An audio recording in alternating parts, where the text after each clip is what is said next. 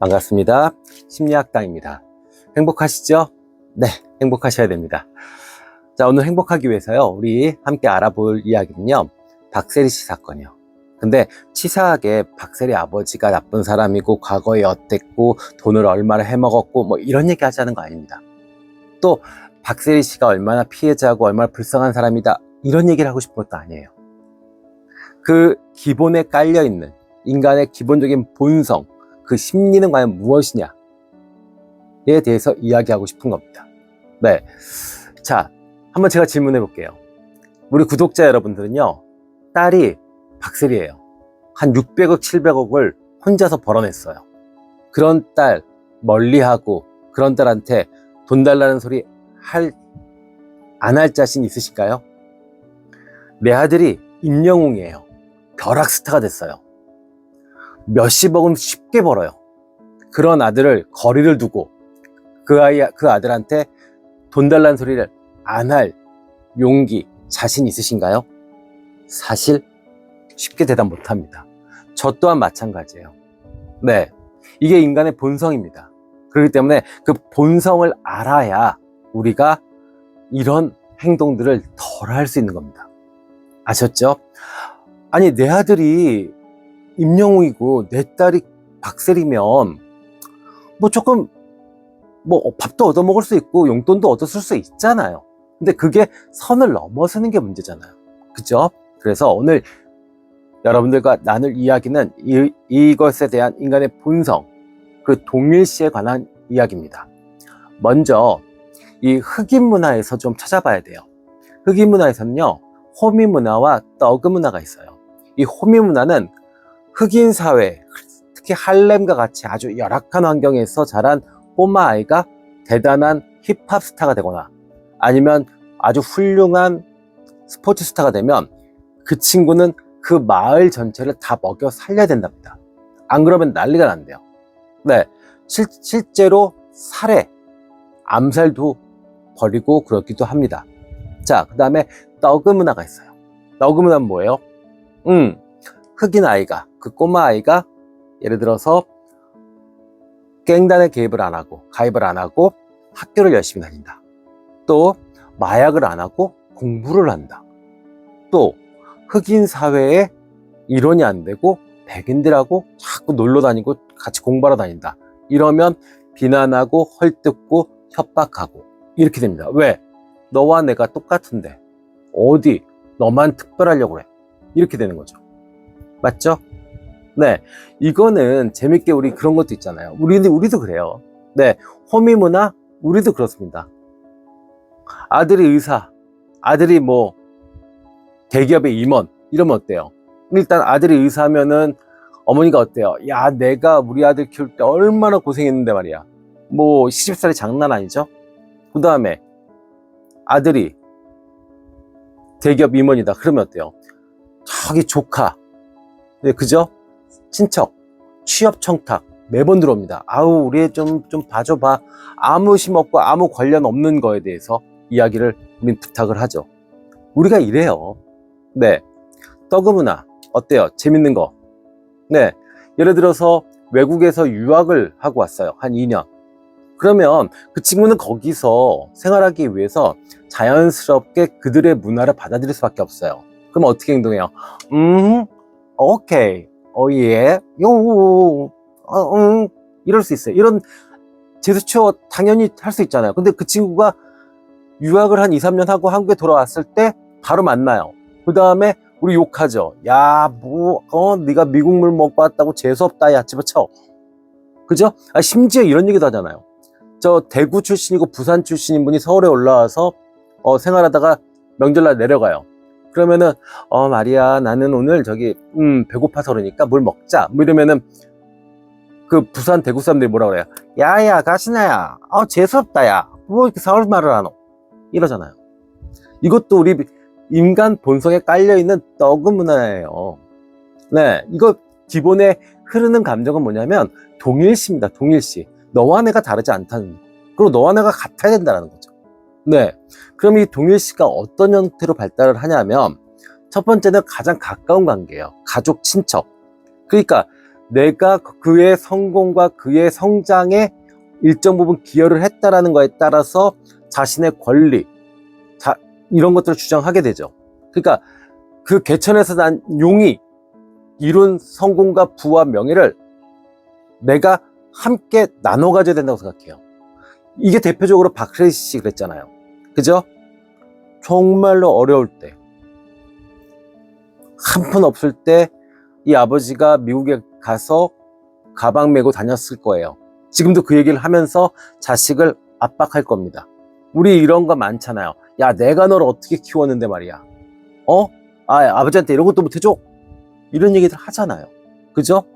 그런데 한번 생각해 보자고요. 박세리 씨 입장에서, 개천에서 난 용 입장에서는 첫 번째는 박세리 자체의 노력이에요.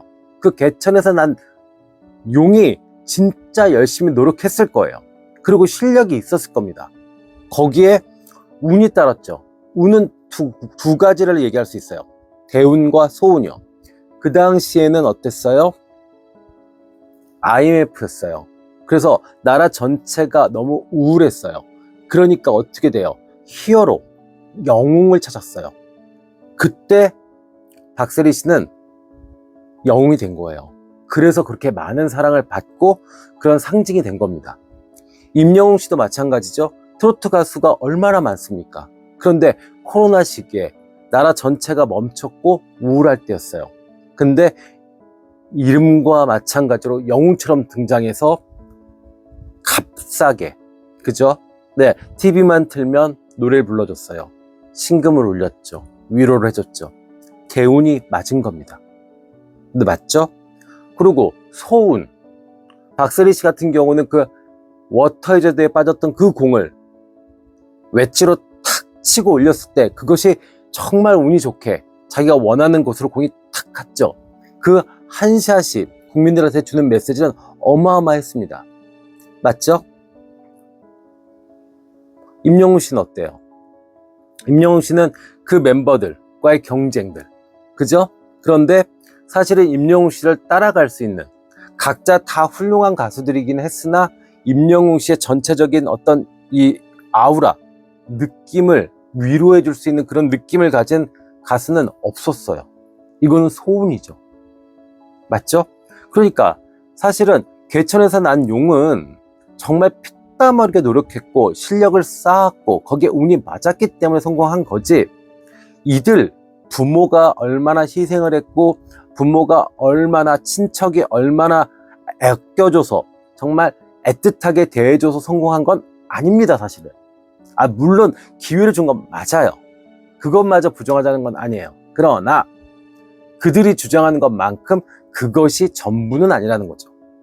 자, 그 다음에 지인들은 동일 씨를 어떻게 할까요?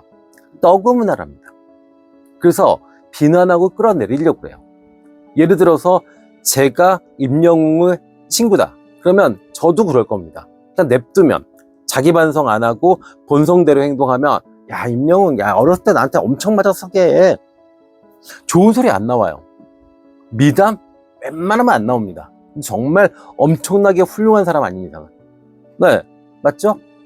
자, 그 다음에 이게 이제 일반인으로 갔을 때, 일반인도 동일시를 합니다. 어떻게 해요? 투사하죠. 자신의 어떤 감정, 그러니까 그들이 고난과 역경을 이겨낸 그 스토리를 자신의 어떤 모티브 삼아서 거기에 감정을 투사하게 됩니다. 동일시예요, 이것도. 이렇게 되면 어떻게 돼요? 추앙하고 비난하고를 반복하죠. 그러니까 자신이 원하는 대로 경기를 잘 풀고 자신이 원하는 대로 멋진 노래와 깔끔한 생활을 한다라고 하면 추앙하고 신처럼 모십니다. 근데 자신이 원하는 것대로 안 될 때는 바로 돌아서서 비난하고 원망하게 되죠. 자, 그럼 다시 한번 정리 좀 해볼게요. 자, 동일 씨는 첫 번째는 호미 문화로 시작합니다. 가족들이 그러죠. 가까운 사람들이, 특히나 자기가 기여한 게 많다면 그 사람들은 어떻게 해요? 그 경제적인 부와 명예, 그 다음에 권력, 이런 것들을 나누려고 합니다. 그래서 당연히 내놓으라고 해요. 두 번째, 떡음은 합니다. 가까운 사람들은 투사합니다. 너와 내가 똑같은데 쟤 그냥 성공한 거야. 어쩌다가 성공했어. 별거 없어. 내려요. 왜? 임영웅을 내가 내리면 내가 더 훌륭해 보이잖아요. 아예 박세리 골프 내가 가르쳤어. 왜? 걔를 박세리를 내리면 난 박세리보다 올라가 보이잖아요. 이게 떠금납니다. 자, 그 다음에 일반인들도 동일시한다, 투사한다. 왜? 모티브, 어떤 동기를 얻기 위해서, 그죠? 위로를 얻기 위해서 어떤 목적이 있어요. 거기에 동일시는. 그래서 강력한 팬이 되고 추앙자가 되죠. 그러나 자신이 원하는 대로 안 됐을 때는 반대로 돌아서기도 한다. 이렇게 봅니다. 자, 그럼 이제 개천에서 난 용 입장에서는 어떤 감정을 갖는지 우리 파악해 보자고요. 개천에서 난 용은요, 기본적으로 자기연민이라는 어마어마한 어둠을 갖고 있어요. 그러니까 자기 자신이, 자기연민이란 게 뭐예요? 일이 잘못될 것이라고 염려하고 자신을 불쌍히 여기는 겁니다. 그러니까 어려서부터 성공과 부를 계속 몰아붙였어요. 일반인들도 마찬가지예요. 의대 가야 돼, 법대 가야 돼, 판사 돼야 돼, 검사 돼야 돼, 의사 돼야 돼, 이러고 교육을 시켰다. 그럼 이 사람들 자기연민이 기본적으로 깔려 있습니다. 그래서 그들은 계속 도파민 중독자들처럼 자기연민에 대한 불안, 그 불안을 성공에 대한 집착으로 계속 끌고 갑니다. 계속 이러다가는 어떻게 돼요? 자동차도 쉬지 않고 200km씩 달리면 어떻게 돼요? 차 폭발하죠. 그래서 결국에 이 사람들은 파멸하게 됩니다. 그걸 알기 때문에 이 사람들이 어느 정도 경제적인 지위, 그 다음에 명예, 권력 이런 걸 얻었다라고 하면 그 다음에 더 큰 가치를 추구하려고 그래요. 그것이 봉사이든 나누는, 그죠? 어떤 기부라든지 뭐 이런 걸로 표현되기도 하고, 아니면 뭐 자신의 어떤 내면을 성찰하는 명상, 운동 이런 것들로 살짝 돌아서려고 합니다. 그런데 이렇게 동일시하는 사람들이 많다. 가족들이 호미 문화, 돈 내놔, 네가 모아놓은 거 다 같이 써, 이런 식으로 한다라고 하고, 그 다음에 가족들이, 친구들이, 지인들이 떡그 문화, 그래서 계속 내려요. 야, 저 별거 없어. 이래요. 그러면 어떻게 돼요? 그걸 이겨내야 되기 때문에 더 크게 무엇인가 성공에 집착할 수밖에 없습니다. 배우면은 내가 저번 영화가 600만 들었어요. 600만도 대단한 거죠. 그죠? 그런데 이제는 1000만이 되다. 왜? 1000만 못한 배우니까. 야, 걔 별거 없어. 1000만도 못했는데 뭐 걔. 이러면 어떻게 1000만을 노려서 계속 해야 됩니다. 그래서 좀 이 주변 사람들이 조금 물러서셔야 돼요. 그러고 이 개천에서 난 용 입장에서도 주변 사람들과 좀 떨어져서 스스로 고독을 선택해야 돼요. 그러고 나서 정말로 자신을 위로할 수 있는 가치를 추구하셔야 됩니다. 그것이 아까 얘기했듯이 봉사든 아니면 기부든 자선이든 아니면 내면의 성찰이든 무엇이든 간에 내가 했던 것 외에 다른 좀 더 높은 가치를 추구하셔야 됩니다. 요번에 박세리 씨가 참다 못해서 터뜨린 이유도 결국 자신이 더 높은 가치를 추구하기 위해서, 더 순수한 가치를 추구하기 위해서 만든 재단을 아버지가 어떤 사적으로 이용하려고 해서 결국에는 터진 거죠. 이건 아주 잘하신 겁니다. 네. 그렇게 해서 개천에서 난 용은 어떻게 하셔야 된다? 나의 기본적인 성공과 권력, 부 이것을 넘어서는 순수하고 더 높은 가치를 추구해야만 내가 여기서 이 도파민 중독자처럼 자신을 갈면서 정말 과도하게 자신을 번아웃시키는 그런 삶에서 벗어날 수 있다라고 말씀드릴 수 있어요. 자, 그러면 우리는 어떻게 해야 될까요? 만약에 주변에 개천에서 난 용이 있다. 그러면 주변인으로서 우리는 어떻게 해야 되냐? 가급적 좀 만나지 말아야 됩니다. 한 1년에 한 4번 보면 돼요. 명절에 2번, 그다음에 그 사람 생일, 내 생일. 네, 그게 아들이든 딸이든 형이든 누나든. 네, 그리고 집에서 보지 마세요. 네, 서로 집에서 왔다 갔다 하잖아요. 그러면 이게 동일시가 나도 모르게 생깁니다. 그리고 나도 모르게 화가 나요. 왜? 나는 전셋집에 28평이 사는데 우리 개천에서 난 용은 60평의 자가예요. 그리고 집에 막 최신 가전제품과 어마어마하게 좋은 차 막 이래요. 그러지 마세요. 밖에서 보세요. 식당에서 보고 카페에서 보세요. 알았죠? 그래야 동일시의 오류에서 벗어날 수 있습니다. 자, 그 다음엔요, 이 관여하지 마세요. 그들이 뭐 무엇을 하든 간에, 예, 어차피 그 정도 성취할 수 있는 친구들이라면 나의 조언은 넘어선 겁니다. 그러니까 그게 자식이든 형제 자매든 친구든 관여하지 마세요. 네. 그리고 본래의 역할에 충실하세요. 본래의 역할. 부모면 부모 역할, 형이면 형의 역할, 동생이면 동생의 역할, 친구면 친구의 역할에 충실하면 되지, 자꾸 무슨 사업 파트너인 것처럼 아니면 무엇인가 너의 일에 도움이 될 수 있는 사람인 것처럼 위장하고 포장하지 마세요. 알았죠? 네. 자, 그 다음엔요, 그 사람과 함께 했던 좋은 기억들을 그냥 혼자서 추억하세요. 그래도 내 품에서 내 가까운 사람이 개천에서 용이 나왔어요. 얼마나 좋아요. 그죠? 그 사람이 나한테 돈을 안 빌려주고, 그 사람이 나한테 밥을 안 사도, 어디 가서 사람들하고 이야기할 때, 그래, 뭐, 내 아들이 임영웅이야. 애 참 바르고 잘하고 있어. 내 딸이 박셀이야. 근데 요즘 어린이 재단을 하고 있더라고. 너무 예뻐 죽겠어. 그거 자주 봐? 아이, 뭘 자주 봐. 서로 바쁜데. 그러고 나선 나는 뭐 동네 호프집에서 맥주 한 잔 먹고 얼마나 좋아요. 그죠? 꼭 동일시해가지고 운명 공동체로 함께 뭔가를 나눠야 되고, 그것을 안 해줬을 때는 끌어내려야 되고, 나와 다르다라고 생각하면 비난하고 헐뜯고, 내가 원하는 대로 되지 않으면 추앙하다가 비난하고 원망하고 이렇게 돼요.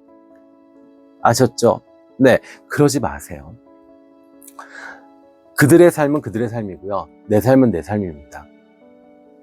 그리고 진짜 행복은 내 마음에서, 내 몸에서 시작하는 거지, 자식에서, 친구에서, 부모에서 시작하는 거 아니에요.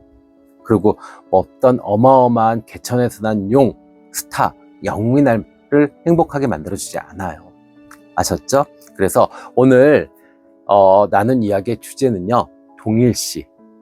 그것으로 인한 우리의 어떤 인지적 오류와 그 다음에 문화적 현상, 그래서 그것이 얼마나 많은 문제를 만드는지에 대한 이야기를 나눠봤습니다. 꼭 행복하시길 바랍니다. 네, 지금까지 심리학당이었습니다. 다음에 더 좋은 영상으로 찾아뵙겠습니다. 감사합니다.